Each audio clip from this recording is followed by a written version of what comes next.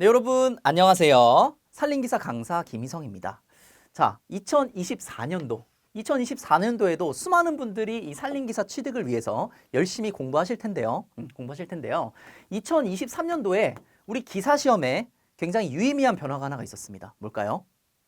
바로 출제 방식이 CBT 방식으로 변경이 됐다는 거예요. CBT 방식. 컴퓨터로 이제 시험을 치르시게 됩니다. 원래는 시험지, 종이에 우리가 시험을 봤었잖아요. 근데 이제 컴퓨터로 시험을 보시게 되신 거예요. 자, 컴퓨터로 시험을 약 1년 동안 지금 시험을 보게 되면서 어떠한 변화가 있었는지, 그리고 이 변화에 맞춰서 여러분들이 어떻게 공부를 해나가셔야 되는 건지, 이 부분에 대해서 제가 자세하게 말씀을 드릴 겁니다. 제가 어느 강의 때마다 항상 말씀드리는 것인데, 이 오리엔테이션 강의가 모든 과목에서, 모든 강의 중에 가장 중요하다. 이렇게 말씀을 드려요. 왜냐하면 오리엔테이션 강의 때 제가 여러분들 공부의 방향성에 대해서 말씀을 드리거든요. 이 공부의 방향성을 제대로 잡고 공부를 하셔야지 여러분들이 최소한의 시간을 투자하셔서 최고 효율을 뽑아낼 수가 있어요. 그렇기 때문에 이 오리엔테이션 강의 끝까지 잘 집중을 해주시고, 이 오리엔테이션 강의 공부의 방향성을 잡기 위해서 우리가 첫 번째로 알아야 될 게 뭐냐면은, 자, 첫 번째 바로 출제 구조입니다. 시험이 어떤 구조에서 출제가 되는지를 우리가 알아야 돼요. 우리가 지피지기면 백전백승이라고 하죠. 그렇죠? 적을 알고 나를 알면 백전백승이다라고 하는데, 물론 우리 출제를 하는 이 산업인력공단이 적은 아니지만 이 어떻게 내고 있는지 우리가 이 구조에 대해서는 알 필요가 있다는 겁니다. 출제 구조는 무슨 구조로 출제가 되냐면은 문제은행식 구조로 출제가 됩니다. 자, 은행에서 돈을 가지고 있듯이 이 산업인력공단에서 뭐를 가지고 있냐면요, 문제를 가지고 있어요. 문제를 엄청나게 여러 개를 이런 주머니 속에 가지고 있습니다. 그리고 이 문제들은 약 몇 개가 될 것 같냐면요, 약 2,000개 정도로 추정이 됩니다. 추정값이에요. 2,000개 정도로 추정이 되고 1번부터 약 2,000개의 문제가 산업인력공단에서 이렇게 가지고 있는 거예요. 그리고 시험날 문제 몇 문제가 나오냐면요, 100문제가 나오거든요. 이 2,000개의 문제들 중에서 100문제를 골라내는 거예요. 누가? 출제자가 이 문제들 중에서 골라내는 겁니다. 그래서 1번도 있고요, 633번도 있고요, 1081번도 있습니다. 이런 식으로 여러분들의 시험지에 그대로 들어오게 되는 겁니다. 오케이? 우리가 이런 방식으로 진행이 된다는 것을 알면은 이제 공부를 어떻게 해야 될지가 벌써부터 보입니다. 공부를 어떻게 하면 될까요, 여러분들? 굉장히 간단한데 여기 있는 거 그냥 공부하시면 돼요. 왜? 어차피 여기서 꺼내서 쓰니까. 여기서 꺼내서 쓰기 때문에 여기 있는 문제들만 여러분들이 공부를 하시면 됩니다. 기사시험은요. 왜? 구조가 이렇게 되어 있기 때문에. 뭔 얘기인지 아셨죠? 그래서 혹여나 이런 마음으로 공부를 하시는 분들 계세요. 내가 기사시험을 보면서 뭐가 될 거야? 나 전문가가 될래. 나 여기에 이 산림 쪽에, 임업 쪽에 굉장한 많은 지식을 쌓고 싶어. 이 기사를 공부하면서. 이렇게 생각하시는 분들 계신데, 안타깝게도 그거는 굉장히 거의 불가능이라고 보시면 돼요. 우리가 기사 시험에 나오는 게 임업에 관련된 부분이 전체가, 임업에 관련된 모든 지식이 100이라고 보면은, 제 생각으로는 지금 기사 시험에 나오는 거는 약 10에서 많아야 20% 정도라고 생각이 들어요. 수많은 부분들은 우리가 직접 실무에 나서면서, 아니면은 여기서 나오는 것들보다 훨씬 더 깊게 들어가면은 이 나머지 것들을 알 수가 있거든요. 그러니까 한마디로 수박 겉핥기식의 지식들을 알고 거기에 있는 지식들이 나오는 것이 이 기사시험이라는 거예요. 그렇기 때문에 공부를 하기 위해서 기사시험을 본다. 그렇게 하시면 안 됩니다. 우리가 지금부터는 공부랑 이 기사시험은 분리를 할 거예요. 정 공부를 하고 싶은 분들은 어떻게 하시면 되냐면요, 이게 훨씬 더 효율적입니다. 우리가 기사시험에 보통 평균적으로 사용되는 기간이 2달에서 3달 정도가 사용이 돼요. 2달에 3달 정도 일단 기사 자격증을 취득하기 위해서만 노력을 하셔서 자격증을 취득하시고 그 다음에 공부를 하세요. 그 다음에 공부를 하시는 게 훨씬 더 효율적이고 여러분들한테 남는 것도 많을 거예요. 뭔 얘기인지 아셨죠? 여러분들의 일단 첫 번째 목표는 뭐다? 무조건 기사 자격증을 취득을 하시라는 것. 이게 가장 중요한 파트고요. 자, 그러면 여러분들이 여기 문제은행식에 있는 2,000가지 문제를 열심히 공부를 했어요. 합격률 몇 % 정도 될까요, 지금? 자, 산림기사 필기 연도별 합격률을 2019년부터 23년도까지 좀 그래프로 나타내 봤어요. 2019년도에는 36.8%, 23년도에는 49.8%로 이게 그래프가 점차 이렇게 향상되는 것을 볼 수가 있습니다. 그리고 심지어 2023년도 CBT가 시행됐을 때는 조금 많이 올랐어요. 퍼센테이지 값이 좀 많이 올랐단 말이에요. 자, 일단 우리가 이거에 대해서 좀 분석을 해보면은 이 합격률에 대해서 분석을 해보면은 합격률이라는 것이 이 주최 측에서 그러니까 산업인력공단에서 조절을 할 수가 있습니다. 어려운 문제 몇 개 더 내면요 합격률 그대로 낮아져요. 어려운 문제 좀 덜 내면요 합격률 그대로 높아지게 돼요. 그런 식으로 항상 조절을 해왔단 말이에요. 그 조절이 되는 기준이 뭐였냐면은 시장 상황에 맞춰서 예를 들어서 국가에서 대형 장기 프로젝트를 시작했다. 임업 쪽으로. 그러면 사람을 더 뽑게 되겠죠. 그럼 합격률을 높여서 임업 종사자를 늘리는 쪽으로 가면 되는데 우리가 2018년도부터 2019년도에 임업 법인 사업체 수도 늘었고요. 그 다음에 임가 인구도 늘었고요. 그 다음에 임가 종사자 수 다 늘었어요. 유의미하게 굉장히 많이 이렇게 상승이 됐어요. 임업 쪽이. 많이 상승이 됐다가 2019년도 말에서 2020년도에 뭐가 터졌죠? 그렇죠. 코로나가 터졌습니다. 코로나가 터지면서 이 임업시장이 조정을 받고 있습니다. 지금까지도. 조정을 쭉 받고 있어요. 그래서 제가 생각하건대 이렇게까지 합격률이 올랐던 것은 22년도까지 합격률이 올랐던 것은 이때 임업시장이 올라감으로 해서 임업 종사자 수가 어느 정도 필요했다. 그래서 이제 올라가게 된 것 같고 그 다음에부터는 이제 사실 합격률이 낮아져야 된다는 게 맞다고 봐요. 점점 지금 낮아진 게 거의 4년째거든요. 4년째 낮아지고 있기 때문에 합격률이 낮아져야 되는데 합격률이 왜 올랐냐? 자, 합격률이 오른 이유를 좀 한번 분석을 한번 해보죠. 자, 합격률 상승 이유. 임가인구, 지금 통계청 자료에 의하면 작년에 비해서 임가인구도 줄었고 임가 종사자 수도 줄었어요. 근데도 합격률은 올랐단 말이에요. 그게 이유가 뭐냐면 이 CBT 시험 때문일 것이다. 라고 지금 크게 아주 강력하게 추정이 됩니다. 왜냐하면 이 CBT 시험 자체가 기술적으로 합격률을 단기적으로 상승시킬 수밖에 없는 이유들을 가지고 있어요. 그게 뭐냐? 자, 여러분들 일단 이 CBT 방식에 대해서 제가 좀 설명을 드리도록 할게요. CBT 방식은 요거의 약자예요. 컴퓨터 베이스드 테스트. 요거의 약자가 CBT입니다. 컴퓨터를 기반으로 시험을 보게 되는 거예요. 여러분들이 열심히 공부하셔가지고 시험날이 되면은 요런 곳에 갈 거예요. 요런 곳에 가고 여러분들 수험 번호에 맞춰서 좌석을 부여를 받고요. 그 좌석 앞에는 요런 식으로 컴퓨터가 한 대씩 있을 거예요. 그리고 여러분들은 그 컴퓨터에 있는 문제들을 쭉 푸시면 돼요. 그냥 마우스로 해서 쭉쭉 푸시면 된단 말이에요. 마우스로 해서 쭉쭉 푸시면 됩니다. 자, 여기에 가장 큰 특성이 뭐냐면은 지금 요 분 다 같은 시험을 볼까요? 우리가 원래 종이로 시험 볼 때는 다 같이 똑같은 시험을 보는 사람이면은 같은 교실로 배정이 됐어요. 그쵸? 기사 시험 보신 분들 아마 잘 아실 거예요. 근데 지금 이렇게 CBT로 바꾸고 나서는 이 사람은 산림기사, 이 사람은 조경기사, 이 사람은 뭐 식물보호기사, 이 사람은 뭐 종자기사 이런 식으로 해가지고 다 다른 기사들을 보게 됩니다. 대부분. 그리고 예를 들어서 이분은 정말 죄송하지만 이분이 똑같이 산림기사를 본다고 볼게요. 같은 교실에서 산림기사를 보면은 이분들 똑같을까요? 문제가 똑같을까요? 아니면은 다를까요? 문제가 다릅니다. 같은 교실에 있어도 문제가 달라요. 자, 왜 그러냐 하면은 자, 컴퓨터를 베이스로 시험을 보다 보니까 모든 과정들이 무슨 화가 되어 있냐면요. 전산화가 되어 있어요. 그래서 아까 전에 우리 주머니에서 막 문제들이 있었잖아요. 문제들을 막 뽑았잖아요. 그쵸? 문제를 뽑는 이 과정을 전산화 시켜버린 거예요. 컴퓨터가 하는 겁니다. 컴퓨터가 이 사람한테는 뭐 이 문제를 뽑을 수도 있고 이 사람한테는 이 문제를 뽑을 수도 있고 그래서 같은 시험장에서 보더라도 둘의 문제는 다른 문제들이 출제가 된다는 거예요. 뭔 얘기인지 아셨죠? 자, 그럼 본격적으로 한번 CBT는 어떤 특성을 가지고 있냐? CBT 방식 어떤 특성을 가지고 있냐? 자, 첫 번째, 난이도가 있는 계산 문제를 출제하기가 굉장히 힘듭니다. 여러분들 지금 방금 전 사진에 보면은 전사진 한번 볼까요? 전사진 보면은 다 시험 자세들이 어때요? 다 이러고서 보고 있어요. 이러고 보고 있어요. 이러고 그냥 마우스 띡띡띡띡 누르고 있단 말이에요.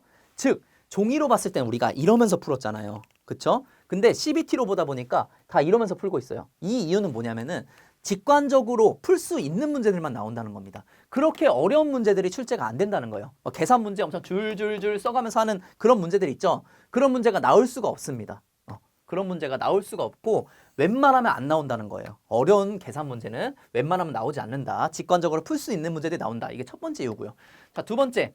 동일 문제는 아니지만 같은 주제의 문제가 나올 수가 있다. 우리가 공부를 하다 보면은 그 공부에 해당하는 주제들이 있어요. 뭐 예를 들어서 한국 살림 토양의 특성.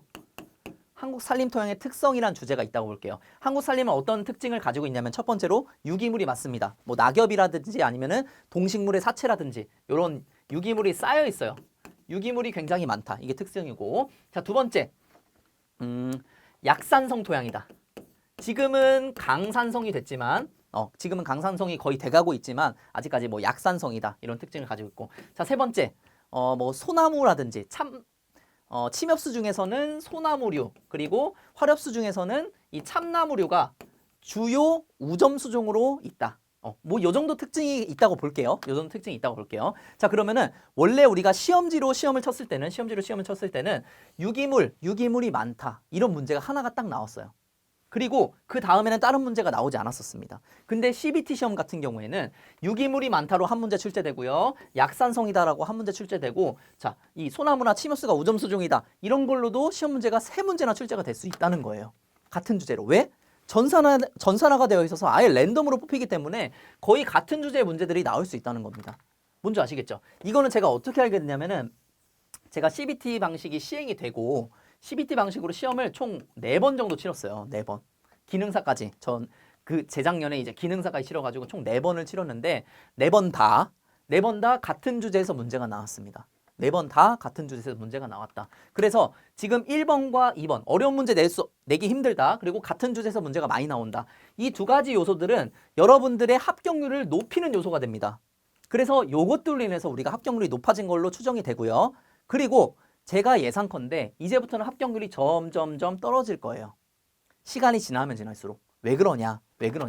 이것도 CBT 방식의 굉장히 큰 특성인데요. 시험지가 주어지지 않아요. 우리가 기존의 시험지로 봤을 때는요. 시험지로 열심히 문제 풀고 OMR 카드만 제출하고 시험지는 가지고 왔습니다. 가지고 와가지고 한 5시쯤에 이제 홈페이지에 가다반이 나왔어요. 그럼 그 가다반을 보고 맞춰서 합격이다. 와, 너무 기쁘다. 이런 게 있었어요. 이런 아날로그적인 뭔가 그런 감성이 있었어요. 그런 감성이 있었는데 지금 그런 거 없습니다. 그런 감성 전혀 없고요. 여러분들 문제 푸시잖아요. 문제 100문제 딱 풀면은 뭐라고 나오냐면은 67점 합격을 축하합니다. 이런 식으로 바로 떠요, 컴퓨터에. 여러분들 합격, 불합격을 그날 바로 할 수 있어요. 시험 문제 끝나자마자. 자, 예를 들어서 59점이다 그러면은 안타깝습니다. 불합격입니다. 이런 식으로 여러분들의 그 불합인지 합격인지 이거를 바로 아실 수가 있다는 거예요. 자, 그러다 보니까 시험지를 주질 않아요. 시험지를 주지 않습니다. 시험지를 안 준다는 건 뭐를 의미하는 거냐면은 우리가 아까 전에 출제 구조에서 얘네가 문제를 가지고 있었다고 했잖아요. 그쵸? 문제를 가지고 있는데 얘네가 매년 신규 문제를 조금씩 누적을 시킵니다. 여기다 넣어놔요. 신규 문제를 계속해서 조금씩 넣어놓습니다. 왜? 계속 똑같은 문제만 나오면 다 100점 맞을 거 아니에요. 그렇죠? 그러니까 변별력을 위해서 우리가 신규 문제를 이렇게 넣어놓는다는 거예요. 신규 문제를 이렇게 넣어놓고 이제 나중에는 신규 문제들이 조금씩 나오게 되는데 지금 사실 출제된 지가 아직 1년밖에 안 됐기 때문에 이 노란색 신규 문제가 적은 거예요. 근데 이게 2024년도, 25년도, 26년도 이렇게 누적 문제가 쌓이다 보면은 우리가 나중에는 어떻게 된다? 그때부터는 아마 좀 어려워질 수가 있다는 겁니다. 그래서 제가 이걸 통해서 말씀드리고 싶은 게 뭐냐면은 여러분들 빨리 지금 시험 보라는 거예요. 빨리 시험 보라는 겁니다. 3회 아니요. 2회 아니요. 그냥 보시려면은 지금 만약에 지금 오리엔테이션을 1회차, 24년도 1회차 보시기 전에 보고 있다. 그러면 1회차 바로 보시라는 거예요. 뜸들일 시간이 없어요. 그냥 빨리 1회차 보시고 그 다음에 2회차 보시고 그 다음에 3회차 보시고 24년도도 넘겨도 안 좋고 점점점 어떻게 된다? 이 문제들이 쌓이게 된다. 신규 문제들이. 시험지가 주어지지 않기 때문에 신규 문제들이 쌓이게 되고 점점점 어려워질 것이다. 자, 그렇다고 우리 뭐 강사 쪽이나 우리 뭐 이런 온라인 플랫폼이라든지 아니면 교재 만드는 수험서 만드는 쪽에서 신규 문제들을 복원을 할 수는 있어요. 근데 복원하는 방법이 굉장히 어렵습니다. 수험생들을 통해서 복원을 해야 되는데 아시다시피 필기 같은 경우에는 문제가 있고요. 1번부터 4번까지가 있습니다. 이 4번까지 외우기가 굉장히 어렵다는 거예요. 4번까지 외우기도 굉장히 어렵고 하여튼 이 복원에 있어서 굉장히 어려운 부분들이 있기 때문에 지금 여러분들 최대한 빨리 실험을 치르시라는 거예요. 실험 빨리 치르시고 빨리 합격을 하시라. 그 다음에 여러분들 이목 공부하셔도 늦지 않다라는 거예요. 네, 뭔 얘기인지 아셨죠? 자, 그러면은 이 CBT 방식과 그리고 문제풀이 그쵸? 이 문제은행식 구조와 CBT 방식에 의해서 제 강의는 어떤 식으로 준비를 했느냐? 그리고 제 강의를 듣지 않으실 분들도 이런 식으로 공부하시면 좀 좋습니다. 자, 첫 번째, 하나도 빠뜨리지 않겠어요. 하나도 빠뜨리지 않는다는 것은 우리가 아까 전에 문제은행식 구조기 때문에 문제들을 가지고 있었다고 했잖아요. 그쵸? 이 문제들을 전부 볼 겁니다. 그래서 2012년도부터 2022년까지 문제들을 전수 분석을 했어요. 전수 분석한다는 것은 전부 다 하나도 빠짐없이 분석을 했다는 거고, 이 전수 분석한 것을 토대로 강의가 진행이 될 거예요. 이게 첫 번째고. 자, 두 번째, 쉽고 간단하게 공부할 수 있도록 했다. 이 산림기사 같은 경우에는 대부분 연령대가 어떻게 되냐면은 50대, 60대의 중장년층이 굉장히 많습니다. 굉장히 많으세요. 그러니까 이런 분들이 대부분 비전공자이신 분들도 굉장히 많고요. 그리고 자기 분야에서 전문적으로 이렇게 오래 있으셨던 분들이기 때문에 공부를 한 뭐 이렇게 10년, 20년 이렇게 놓으신 분들도 굉장히 많아요. 그런 분들도 공부할 수 있게끔 굉장히 쉽고 간단하게 좀 준비를 했어요. 예를 들어서 이 네모라는 개념이 있다고 볼게요. 네모라는 개념이 있는데 이 개념이 막 이렇게 길어요. 교재에 보면 이렇게 막 길게 써 있죠. 근데 우리가 이걸 다 외우실 필요가 있다? 없습니다. 여기서 한 글자도 몰라도 돼요. 다만 한 글자도 모르더라도 여러분들은 이 네모가 뭔지는 이해를 하고 계셔야 돼요. 예를 들어서 뭐 내변으로 이루어진 다각형 이런 식으로라도 여러분들이 알고 계셔야 된다는 겁니다. 어떻게 해서든 여러분들은 이해를 하고 계셔야 되고 이해할 수 있게끔만 준비를 했어요. 이렇게 길게 준비하지 않고요. 그러니까 최대한 압축하고 요약하고 이렇게 준비를 했고, 지금 용어 순화라고 적었는데 산림기사의 특징 중에 하나가 뭐냐면은, 산림기사의 특징 중에 하나가 네이버에 쳐도 안 나오는 용어들이 많습니다. 네이버에 쳐도 안 나오는 용어들. 그런 용어들은 왜 그런 용어들을 쓰냐면요, 안 바꿔서 그래요. 시험 문제를 안 바꿔서. 시험 문제를 용어를 순화를 시켜서 바꿔야 되는데 그 작업을 계속해서 안 하고 있습니다. 그래서 이런 용어들을 찾으려면 어떻게 해야 되냐면은 1990년대 초 1990년대 말도 아니고 1990년대 초의 논문들을 들여봐야지 이 용어들에 대해서 알 수가 있습니다. 그러니까 굉장히 비효율적인 부분들이 많아요. 산림기사 보다 보면은 답답한 부분들도 굉장히 많습니다. 솔직하게. 솔직하게 많아요. 근데 어쨌든 그런 부분들 최대한 용어 여러분들이 이해할 수 있게끔 순화해서 적어놨다. 이렇게 말씀드리고요. 자, 그 다음에 확실하게 합격할 수 있도록 했습니다. 제가 아무리 11년치 문제를 준비를 하고 11년치 문제를 준비를 하고 그리고 또 뭐야 이렇게 쉽게 요약하고 압축을 하더라도 여러분들이 안 하면은 불합격이에요. 공부를 해야지 어떻게든 합격할 거 아닙니까? 그쵸? 근데 최소한으로 공부를 하고 합격할 수 있게끔 좀 준비를 했거든요. 그게 첫 번째로는 자, 11년치 강의를 하면서 여러분들이 문제를 다 풀 수 있게끔 했어요.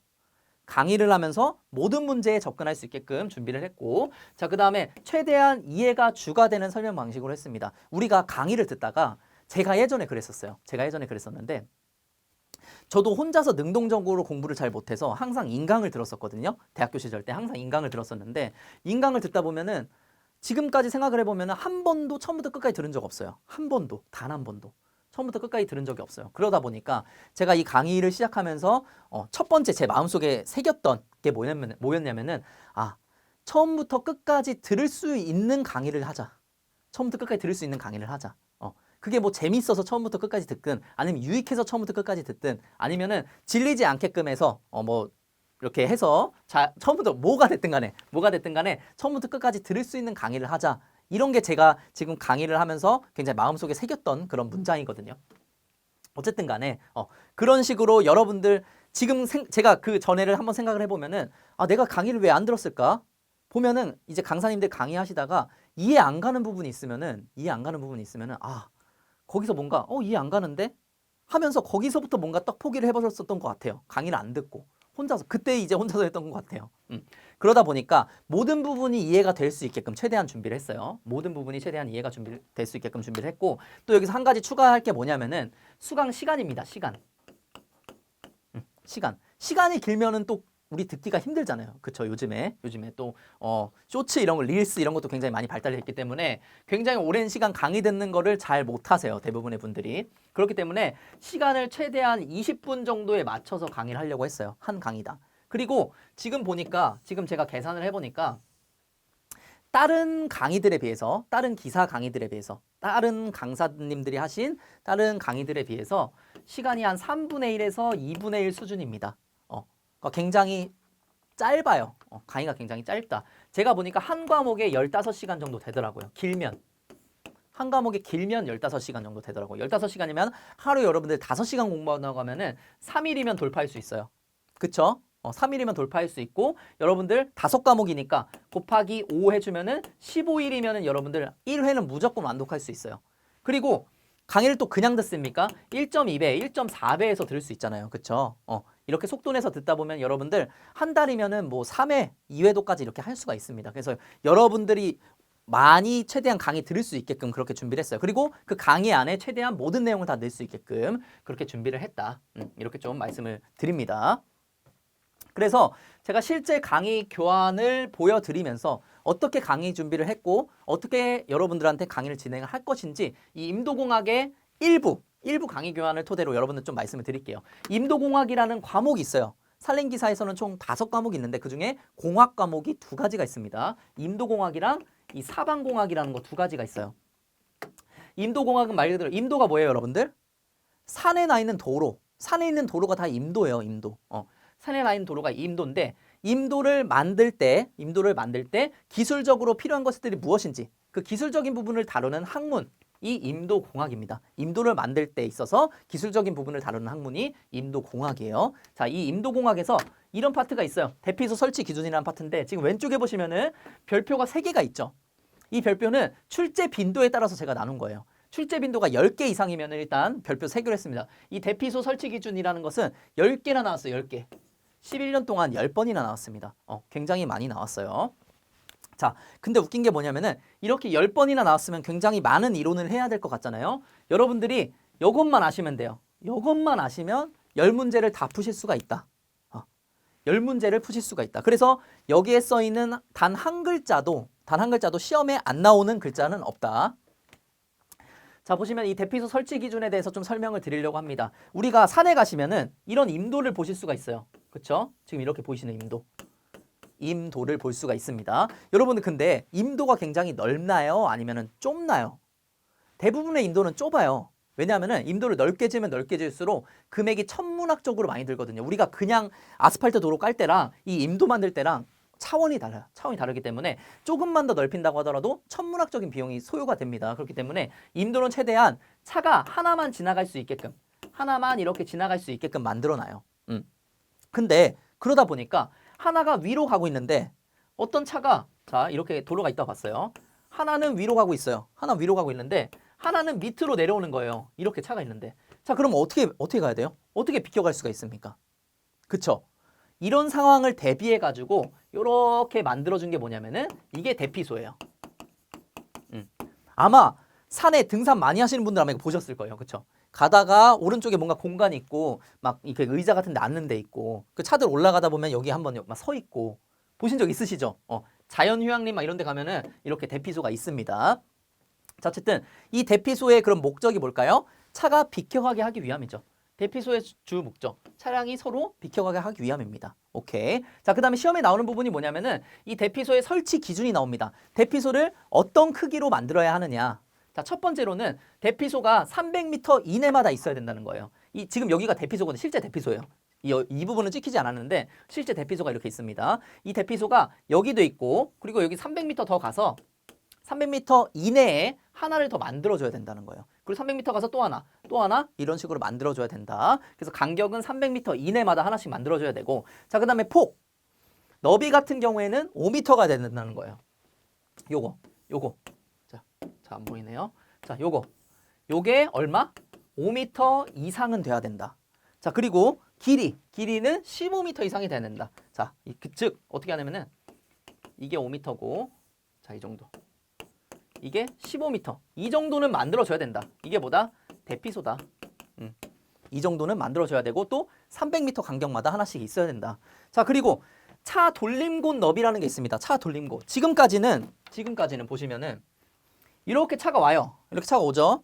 차가 오면은 이렇게 해서 이렇게 갑니다.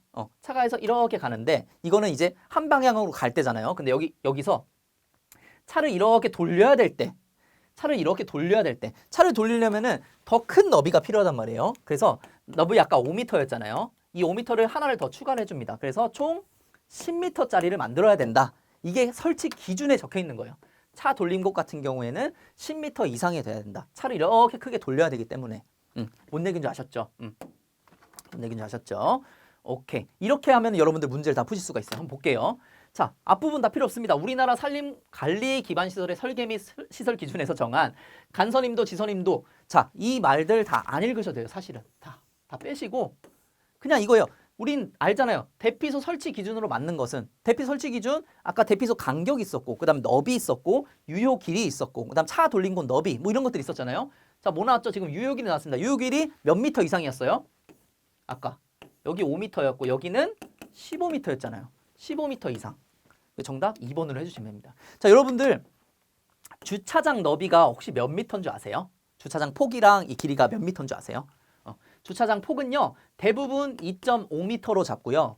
이 주차장 길이는 5m로 잡습니다. 원래 2.3m였는데 이게 이제 요즘에는 2.5m로 맞춰서 하더라고요. 자, 어쨌든 간에 2.5m인데 지금 유효 길이를 이렇게 15m 이렇게 크게 준 이유가 뭐냐면은 우리가 주차장에 이렇게 주차할 때도 굉장히 힘들잖아요. 비좁고. 근데 인도에서 이렇게 차가 비켜가야 되는데 너무나 작잖아요. 그렇기 때문에 차가 이렇게 가는 것까지도 고려해가지고 15m가 된 겁니다. 오케이? 차가 이렇게까지 가는 것까지도 고려해서 15m가 된 거예요. 자, 그 다음 문제. 2014년도 1회에 또 나왔습니다. 지금 보시면 또 2013년도 3회에 나왔다가 그 다음에 차인 2014년도 1회에 다 어떻게 나왔는지 한번 볼게요. 임도상에 설치하는 대피소의 유효 길이의 규정값으로 오른 것은 지금 2013년도 3회 때도 유효 길이 물어봤었는데 2014년도 1회 때 바로 다음 회에 또 뭐 물어봐요? 또 유효 길이 물어본다는 거예요. 뭔 얘기인 줄 아시죠? 느낌이 오시죠, 여러분들? 기사 시험은 대부분 이렇게 출제가 돼요.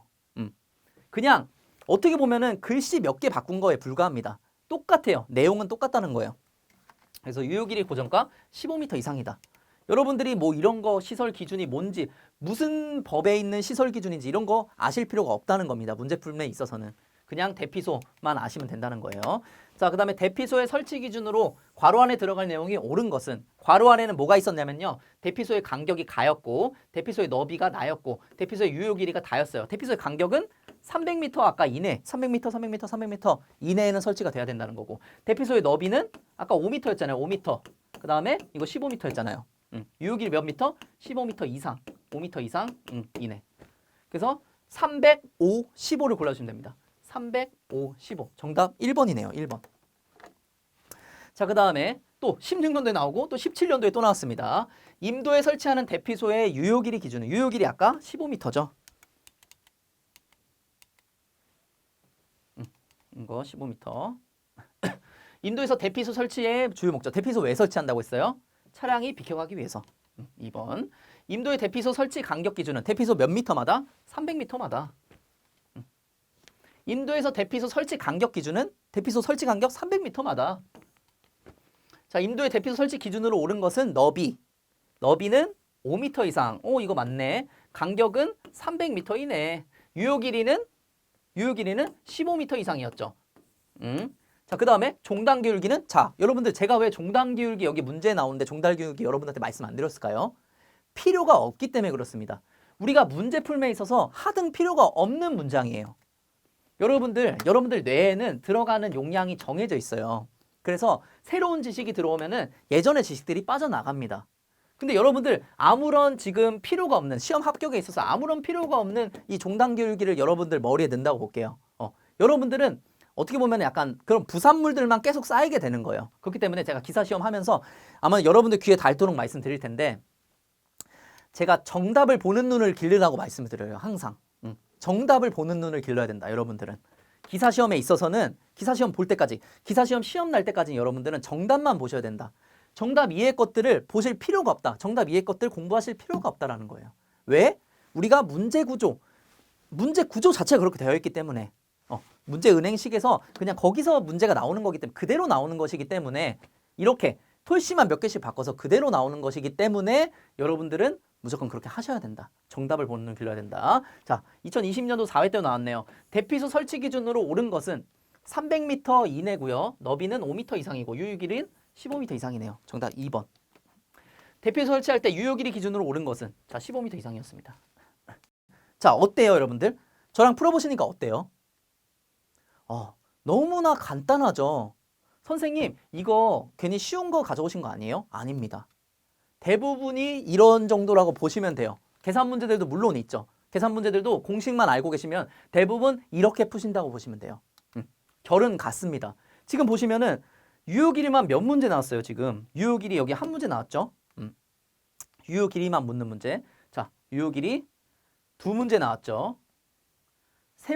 어디 있어? 세 문제 나왔죠? 네 문제 나왔죠? 10문제 중에 유효 길이 이걸로만 지금 네 문제 나온 거예요, 네 문제. 뭔지 아시겠어요? 여러분들이 여기만 알고 계시면 된다는 거예요, 요것만 알고 계시면 이 주제에 대한 거는 여러분들이 다 아실 수가 있다는 겁니다. 여기에 대해서만 여러분들이 이해하고 계시면 되는 거예요. 나머지 아실 필요 없다는 겁니다. 나머지 이 대피소 설치 주요 목적이 차량이 서로 비켜가기 위함인데 운전자가 쉬었다 가기 위함, 산사태 발생 시 대피하기 위함, 차량이 짐을 싣고 내리기 위함 이거에 대한 내용들을 다 따로 아실 필요가 없다는 거예요. 뭔지 아시겠죠? 이제. 뭔지 아시겠죠? 우리가 진짜 어려운 시험이라고 하면은 하나하나 다 봐야 될 거예요. 예를 들어서 제가 지금 유튜브에서 강의하고 있는 나무의사 같은 경우에는 이런 것들도 다 하나하나 봐줘야 돼요. 그래서 좀 어려운 부분인데 기사 시험은 그러하지 않다. 기사 시험은 답만 보시면 된다는 거예요. 오케이, 좋습니다. 좋아요. 자, 그러면은 지금까지 제가 지금 강의를 시작한 지가 1년이 살짝 안 됐거든요. 1년이 살짝 안 됐는데 1년이 살짝 안 되는 기간 동안 가장 많이 나왔던 질문들만 좀 요약을 해서 여러분들께 좀 설명을 드리려고 합니다. 자, 첫 번째 가장 많은 질문인데 기사랑 산업기사 둘 중에 뭐를 볼까요? 그리고 차이점이 뭔가요? 공부 방법은 뭐가 다른가요? 자, 여기서 제가 그냥 결정을 지어드리겠습니다. 이거는 결정을 지어드려야 될 것 같아요. 자, 기사랑 산업기사의 가장 큰 차이점이 뭐냐면요. 가장 큰 차이점, 기사에서 과목이 있습니다. 일단 과목 수가 달라요. 5과목, 얘는 5과목이고 얘는 4과목이거든요. 근데 한번 볼게요. 기사에서는 자, 보시면 아까 인도공학, 인도공학이랑 사방공학이 있어요. 그 사방공학이라는 게 있고, 자, 그리고 산림기사에서는 뭐라고 되어 있냐면은 산림공학이라고 되어 있습니다. 산림공학입니다. 자, 여러분들 웃긴 게 뭐냐면은 이 산림공학이 인도공학 플러스 사방공학이에요. 그럼 뭐예요, 여러분들? 과목은 똑같은 겁니다. 과목은 똑같은 거. 왜? 산림공학에서도 인도공학 파트 나오고 사방공학 파트 나오거든요. 똑같은 범위에서 나오거든요. 그렇기 때문에 과목은 일단 똑같아요. 과목은 똑같고, 그리고 산림기사에서 조금 어려운 문제가 기사시험 정도예요. 근데 우리 산업기사, 죄송합니다. 산업기사 보시는 분들, 산업기사에서 조금 어려운 게 기사시험 수준의 문제예요. 그러면은 산업기사 보시는 분들 조금 어려운 문제 공부하실 거예요? 안 하실 거예요?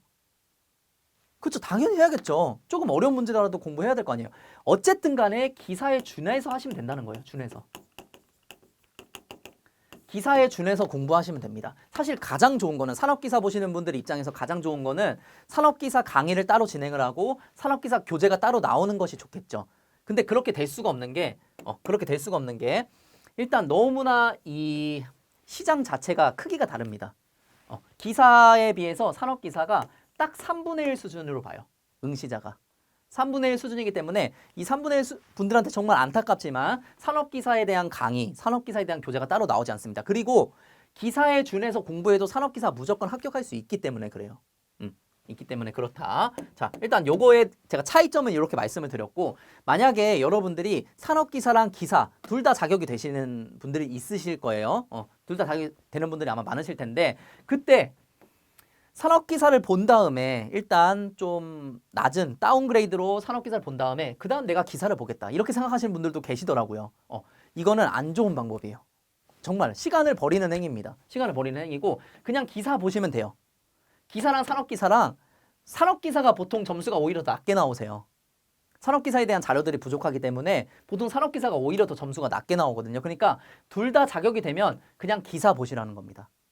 차이가 아예 없으니까. 네. 그래서 대답은 이렇게 드릴 수 있을 것 같아요. 둘 다 자격이 된다면 무조건 기사를 보시고 산업기사와 기사 둘 다 공부 방법, 공부 내용, 공부 기간 모두 동일합니다. 모두 동일하게 해야 되는 거면 무조건 기사를 보시면 되겠죠. 다만 내가 산업기사 자격밖에 안 된다. 근데 산업기사를 취득하고 싶다라고 하면은 어떻게 하다고요? 기사에 준해서 공부를 하시면 된다는 겁니다. 뭔 얘기인지 아셨죠? 어쨌든가 여러분들 그냥 답은 하나요. 기사를 하시면 돼요. 기사 공부하시면 된다. 그거 답으로 하나를 이거 통칠 수 있을 것 같습니다. 자, 두 번째. 필기를 준비할 때 실기도 같이 대비해야 할까요? 자, 이렇게 되어 있는데, 자, 여러분들 이것도 우리 시험 기간을 보시면은 이거에 대한 답을 내릴 수가 있습니다. 우리가 보통 필기를 보고요. 필기를 보고 뭐 한 달 반 정도? 한 달 반에서 두 달 정도? 보통 이 정도 후에 실기를 보게 돼요. 한 달 반에서 두 달 정도 시험을 보게 됩니다. 자, 근데 이 산업인력공단에서 실기를 왜 이렇게 한 달 반, 두 달 후에 넣었냐면은 한 달 반, 두 달만 준비해도 충분히 합격할 수 있을 정도의 문제를 내기 때문에 한 달 반에서 두 달 정도의 시간을 준 거예요. 못 내기 잘했죠. 그러니까 충분합니다. 한 달만 사실 준비해도 충분해요. 한 달을 준비 안 해도 충분해요. 한 3주, 2주만 해도 사실은 충분한데 열심히만 하시면 충분한데 필기를 준비할 때 굳이 실기까지 준비할 필요가 없다는 겁니다. 그리고 제가 지금 기사 강의를 하면서 모든 과목들은 어쨌든 분석이 들어갈 거 아닙니까? 분석을 하다 보면은 필기랑 실기는요. 문제 결이 달라요. 문제 결이 다르다는 건 뭐냐면은 출제되고 있는 어떤 것을 기준으로 해서 예를 들어서 어떤 기본서가 있으면은 이런 기본서가 있고 이런 기본서가 있다고 볼게요. 필기는 이 기본서를 위주로 해서 문제가 출제가 되고 실기는 이 기본서를 위주로 해서 출제가 됩니다. 이 기준이 되는 것들이 달라요. 기준이 되는 이 기본서가 다르더라고요. 분석을 해보니까. 물론 같은 부분도 있긴 있었지만 어쨌든 간에 만약에 실기를 봄에 있어서 내가 필기에서 공부해야 했던 내용이 도움이 된다면은 그건 딱 도움되는 정도인 거예요. 굳이 내가 실기를 보기 위해서 필기 때부터 막 이렇게 준비할 필요는 전혀 없다. 그건 전혀 없다고 좀 말씀을 드리고 싶습니다. 그렇게 하시지 마세요. 필기는 필기고 필기는 필기에 집중하시고 실기는 실기에 집중해서 하셔라.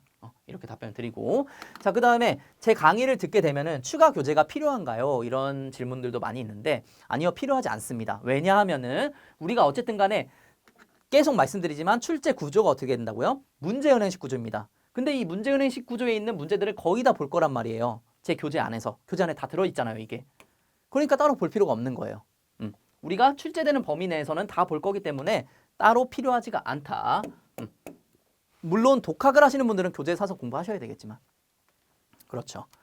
어쨌든 이 질문까지 받고 자, 이제서야 이 산림기사에 대해서 좀 설명을 드리려고 합니다. 이거 사실 지금 앞에 설명드렸던 부분이 워낙 중요한 부분이기 때문에 출제 구조가 어떻게 되는지, 시험 방식이 어떤지, CBT 시험, 그 다음에 강의를 어떤 식으로 준비하고 여러분들 어떻게 공부해야 되는 거, 그런 것들이 이제 말씀드렸는데 그게 가장 중요한 부분인 거고 그 다음에 이제 산림기사가 어떤 시험이다 이런 것들은 사실 좀 덜 중요한 부분이라고 보시면 됩니다. 그것들에 비해서. 일단 산림기사고 이름은 시행연도는 2005년에 시험됐습니다. 그러니까 약 연차로 보자면은 약 20년 정도 된 거네요. 약 20년 차 정도 됐고 차수로 보자면은 20년 정도 됐고 이게 원래는 공학 파트랑 이론 파트랑 나눠져 있었는데 그게 합쳐졌다고 하더라고요.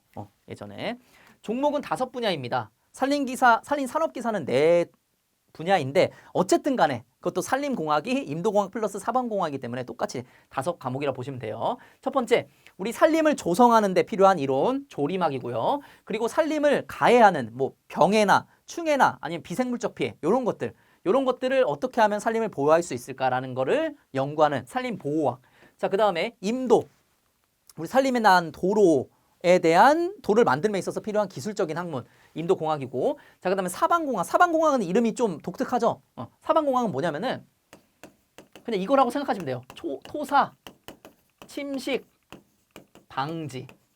토사, 침식, 방지에 지금 이 사자랑 이 방자가 들어간 거예요. 실제로도 이게 들어가서 사방공학이 된 겁니다. 그래서 토사, 침식을 방지 위한 시설물을 우리가 사방시설물이라고 해요. 그 사방시설물을 만들음에 있어서 필요한 또 기술적인 것들을 배우는 그런 학문이 사방공학이 되고요.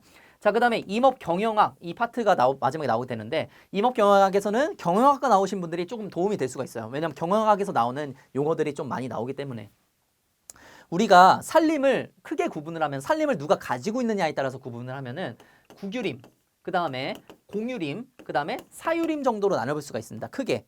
그 중에서 우리나라에서 가장 많은 게 뭘까요? 가장 많은 거는 요 사유림이에요. 사유림.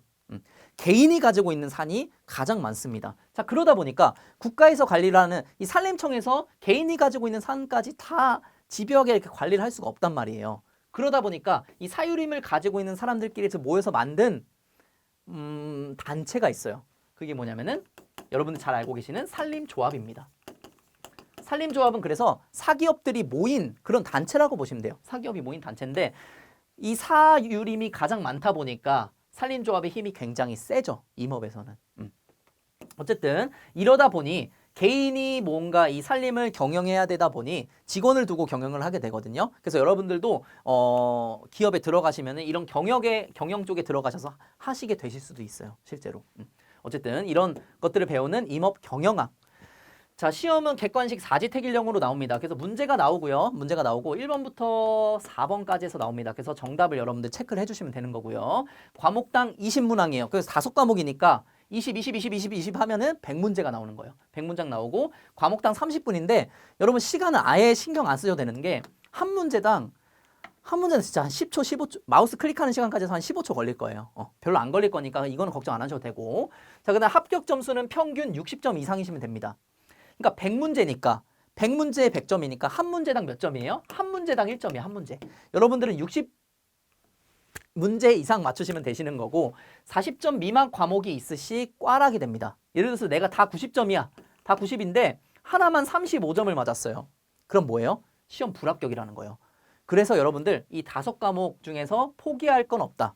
다 하시면 되시고 지금 여기에 공학이라고 되어 있어서 되게 어려울 거다. 막 숫자 엄청 많이 나오는 거 아니냐라고 생각하시는 분들 계세요. 숫자가 나오긴 나오죠. 당연히 공학이니까. 근데 전혀 어렵지가 않다. 여러분들 곱셈 하실 줄 알죠? 그쵸? 여러분 나눗셈 하실 줄 알죠? 여러분들 분수 아시죠? 근데 여러분들 비례식 아시죠? 비례식도 어려운 게 아니에요. 비례식 이렇게 있으면은 뭐 이렇게 있으면은 내항의 곱과 외항의 곱이 같다. 이건 아시죠, 여러분들? 이 정도만 알고 계시면 돼요. 곱셈 하시고 나눗셈 하시고 분수할 줄 아시고 분수 다룰 줄 아시고 비례식 하실 줄 아시고 마지막으로 방정식 옮기는 거. 방정식 옮기는 거. 뭐 예를 들어서 3x 플러스 4는 5다. 뭐 이런 식으로 있어요. 그러면 이 4를 여기 옮기면 어떻게 되죠? 마이너스 4가 되잖아요. 이거 없어지면서. 그쵸? 제가 혹시 몰라서 이런 것까지도 조금 말씀을 드려요. 그래서 3x는 1이다. 3x는 1이고 x는 몇이에요? 여기 3 나눠줘서 3분의 1이잖아요.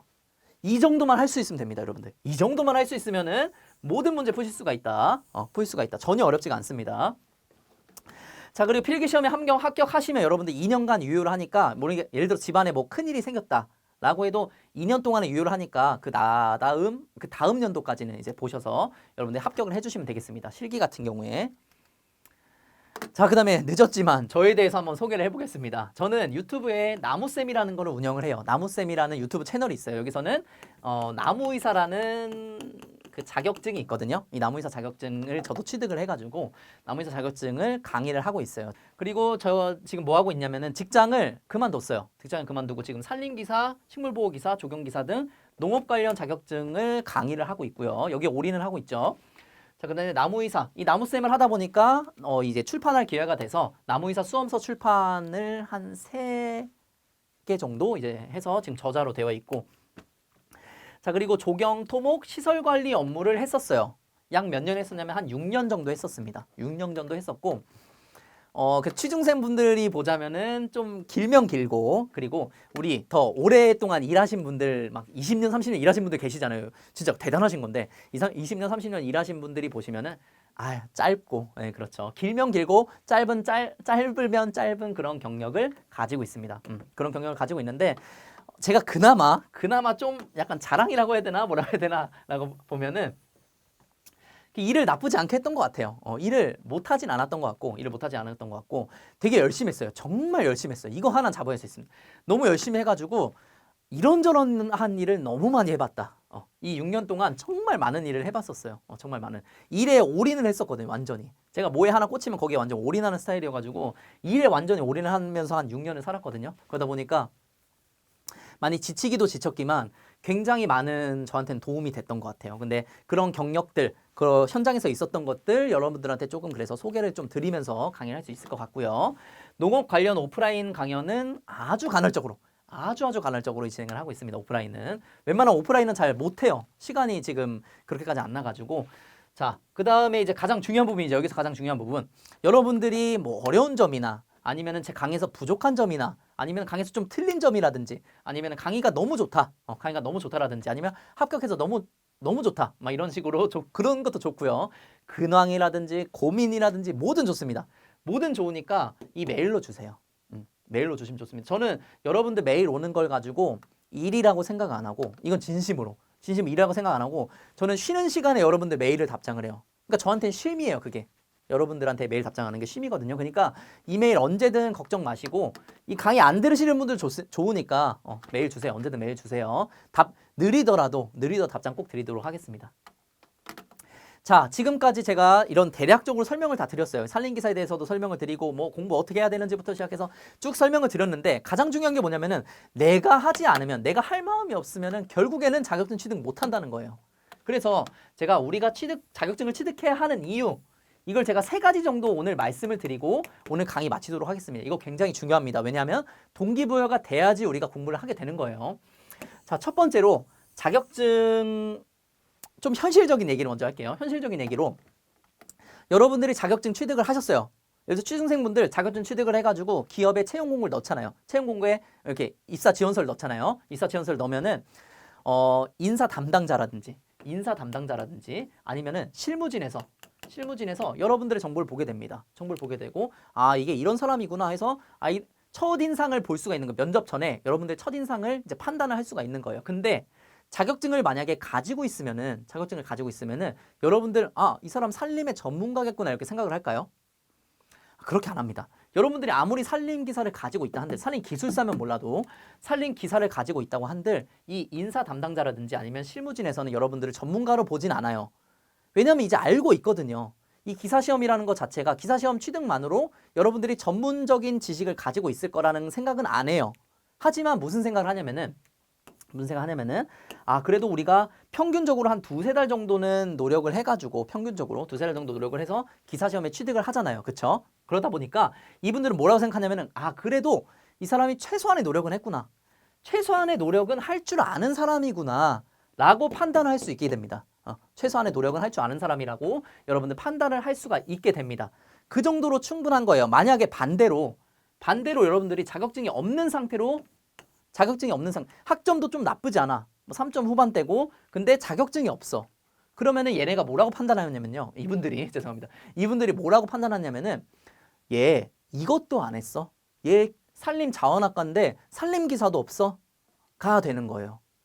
그러니까 여러분들의 최소한의 노력을 입증하기 위해서는 이 자격증이 필요하다는 겁니다. 이 자격증이 전문적인 지식을 여러분들 증명해 주진 않아요. 확실히. 이건 확실해요. 여러분 다 아실 거예요. 지금 실무에 계신 분도 다 아실 겁니다. 이 자격증이라는 걸로 여러분들이 전문가라는 거를 증명해 주진 않아요. 근데 뭘 증명해 준다? 이 정도 노력은 한 사람이구나 라는 걸 증명을 해줍니다. 자, 2번째. 이게 첫 번째 이유고요.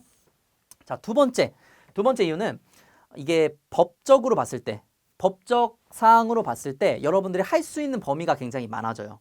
예를 들어서 산림 시공업을 여러분들이 한다고 볼게요. 산림 공사를 여러분들이 직접 한다고 볼게요. 공사를 한다고 봤을 때 법정 대리인이라고 있습니다. 법정 대리인이 뭐냐면은 소장이에요. 말 그대로. 현장 소장. 현장 소장인데 이게 산림 사업 같은 경우는 뭐 100억이 넘는 것들도 있을 수 있고 200억이 넘는 것들도 있을 수 있고 10억이 넘는 것들도 있을 수가 있는데 여러분들이 기사 자격증을 가지시게 되면은 30억 이상부터 100억까지 공사를 하실 수가 있어요. 30억 미만은 당연히 할 수가 있겠죠. 그래서 0원부터 100억까지의 공사를 여러분들이 산림 기사만 가지고 있다는